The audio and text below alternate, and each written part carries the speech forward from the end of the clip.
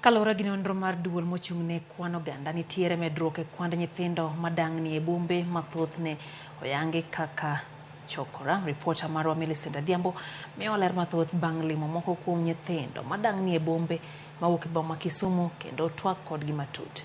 Giyango kaka sirkal ojwang'ogi e kinde midhiero mamoko mabende giyudo gisebedo ka giyudo ka gikale. Sigana ni kolonwa chal ngimagi, midhiero magikalo e kaachiel kod lek magin-go mar dwaro loko kit ngima magidakie gi kindeni. E pap maong'ere ni kano momenyore gi tesen nyamburko maduong' ma boma ma Kisumu. Pauno matinde odong' kaka kar wito yugi en achiel kuom kuonde ma nyithindo madang'ni e boma ma Kisumu tiyogo kaka kar jot margi. Kar sa 12 mar odhiambo, warado gi moko kuom nyithindogo ka oseduogo oya dwar kendo loso migago margi mar odhiambo. Moko kuomgi manyo chiemo mowiti ei pipa mar yugi. Mamoko to ywayo gam mondo ganegi kech. Jowetegi moko to osemako kar nindo.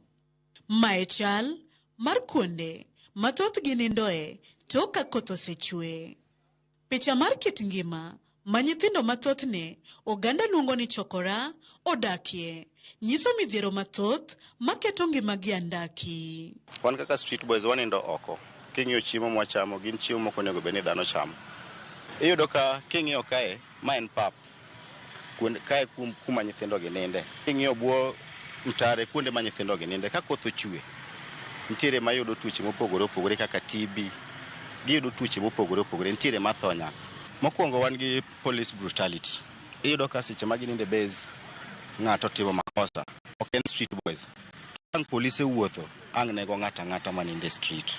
Koro wan gi tich matek. Kwa jogi kwatero osiptal be ok migi thieth makare. Ineno waka jok ma onego be ni tho, ok wan dhano. Ten gima lit ka seche moko itero jatuo osiptal, tiriembi gi jatuo. An kaduogo kode street kae, ambe anana ninja kaka gin. Aonge gi pesa malong'o manyalo terego e private hospital. Ngima makama ketogi mang'aw. Ahinya to manyiri mayot mondo mi oroch ratichgi e seche ma gidang'ni e boma. Iyudo ni samoro ng'ato chune mondo mi gibedi achiel. Ng'ato bambe, ng'ato goye. Iyudo ka ng'ato wuonde gi 50 bob kata 100 shillings odhi kode. Ang' odhi oyudo ich. Baba cha owere kode. Onyuole street kae manyiso ni nyathi monyuolo cha ben mana ninja. Kaluwore gi ngima makama, warado gi yawuoyi ariyo. Mayande ne gin moko kuom nyithindo madang'ni e boma ma Kisumu. To sani ngimagi olokore.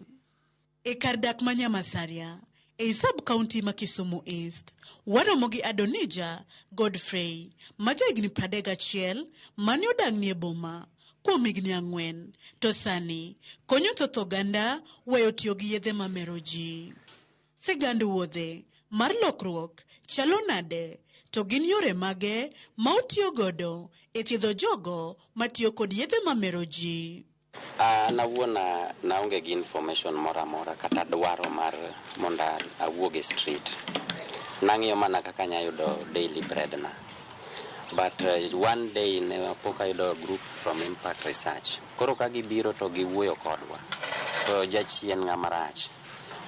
Chieng' ma giwuoyo koda mokwongo natamora winjogi. Ne giduogo. To kaka nawinjo gik ma nyithindogo timo e center ka gidhi, nan residential addiction treatment program. Kacha nitiere counseling, kacha ji luokore, kacha ji chiemo, pesa bimi ma wang'i dok godo e street. Koro jo Impact nochulo na half of the money magi tera Sumbi. Kaduogo tadonje jende nyithindo. Koro kadonjo kanyo kapuonjo tayudo training mar paralegal. Koro abedo trained as a paralegal ma dhi konyo community e weche mag nyithindo, gender based violence, joma ketho ratich nyithindo mathindo manyiri, nyithindo ma odonje gik mamero ji at that early stage. Koro DCC nomiya permission letter.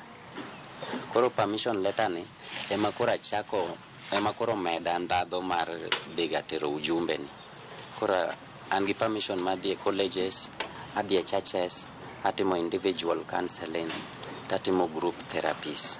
Jimkato Ochieng en achiel kuom jogo moseyudo lokruok kokalo kuom puonj mag Adonija kendo puoyo mokalo kaka osekonye. Oluonga motemo ng'isa 1 2 3 moko. Ni gini mori gang'o maka ng'iyo ni gitimer kamano. Kong'o ne nyani kich noketho marriage na kendo miyo an gi joga yot. Omiya dhi tich nikech kong'o ne miyo abet ka kong'o the whole day. Komachielo e kar timo ohala mar Azimio Business Park e boma ma Kisumu, Ramogi Philip Otieno Okare mabende ne odang' nie boma kuom thuolo mar dweche 6 kowuok korgi awendo ei Migori. Sani Otieno oyawo kar duso ne nyidendi kokegi. We ran away leaving our homes due to different challenges. We've stayed in the street for so long. Ere kaka Otieno, malek mare maduong' manogole korgi, ne en biro bedo jathum marahuma, kendo nyaka sani osegolo thumbe 9.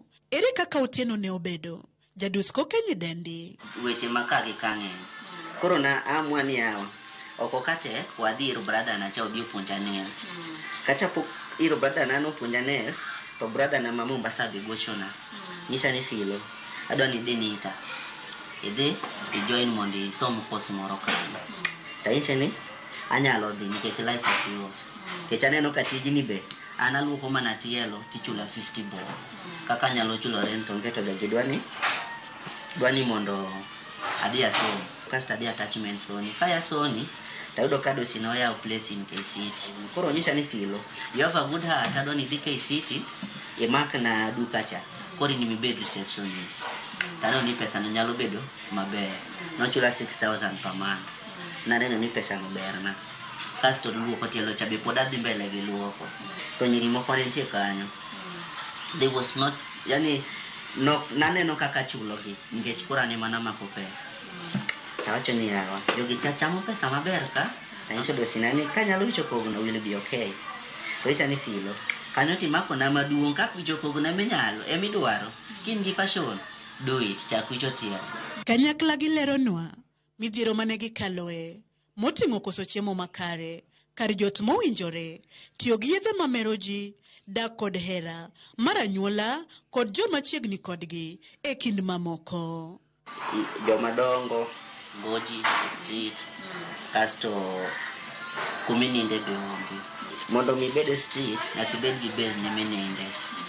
Ng'ama itegemea be onge. In makikoso chiemo to ng'eni en natiyo gi jam. E seche magiseyo sirikal kuom jwang'ogi tok tiyo kodgi kinde luto ombulu, bende giseyo migepe mok mag piny owacho magikoni tiyo kodgi e loso omenda, to gikone ok gine kony malong'o kopogore kod miyogi mkate gi soda. Wan gi jowa mosechopo 18 iyudo ka each and every time wago kura kendo igowa nyaka gi ludhe ichiwowa e bases eka wago kura. To tok wasego kura to ng'ama duogonwa e street kae manyisowa kata ni awanyalo konyo unade. Wan gi organizations be mobiro ni konyo street boys. Organizations gi be just gi kawo mana advantage ewi street boys. Iyudo gi gibiro e street ginyiewonwa mkati gi chak gi soda gigowa pichni gin gidhi giwewa. To mae osebedo ka thirowa each and every time nikech ok wadwa ni wadag e street kae. Wambe onego bed ni waninde ot. Onego bed ni wambe wadak kaka joma kawaida. Kwayo gi ne sirikal mondo nyithindo madang' nie bombe oyud resruok gin mage. Ginyalo support rehabilitation strictly for street children. It can be better. Anan boxer, anan footballer, I'm an actor. Joweti na be manie street nitiere gi talent mopogore opogore kaka ginyalo wer, ginyalo gwe mpira, gin boxers. Mabe iyudo ka boxers maber wuok e street kae. Kora kwayo ni government koyie both national government, county government, gi organizations makonyo street boys. Ka wanyalo bedo gi chenro moro manyalo identify street boys got talent. Taparo ni kata nyithindo gi be nyalo bedo gi opportunities magoche clubs madongo dongo kaka Gor Mahia. Otieno kod Adonija jiwo jowetegi mapod dang' nie bombe maonge kuonde jot e yo machalo kama. Nakwayi ni mondo ka ng'ato biro ni dwaro konyo ti to kik idhi e ode kata kik itim gimoro marach nikech ing'eni kanye ma lokruok mar ngima ni chakore. Gibedo koda hope e ngima ma gikadhe no to gibiro come out of it sama sach Nyasaye oromo. Kata kamano, kata obedo ni magi timore, to tarik 15 dwe mar auchiel higa mokalo, piny owacho kokalo kuom migawo mar loch gwenge kod chenro moyiedhi nochuogo pend chik mar kawo kwan nyithindo madang' e bombe maonge kuonde jot, ka gidwaro mar gero negi kuonde moyiedhi ma ginyalo jotie kaka yorno mar loko ngimagi kendo duoko medruok kwan gi piny. Chenrono mane oyangi ni biro kawo omenda maromo milion 50. Geno nitie ni ka sirikal obiro chopo singo mar okang' mane ochugi kokalo kuom tend loch gwenge gi chenro moyiedhi ma odhi kare, to nyithindo madang' e bombe biro bonjo kendo yudo lokruok e kit ngima ma gidago. It's too painful when you assume the kid. It's too painful when she walks alone. Millicent Adhiambo, Wang Joy mar Ramogi, Kisumu County.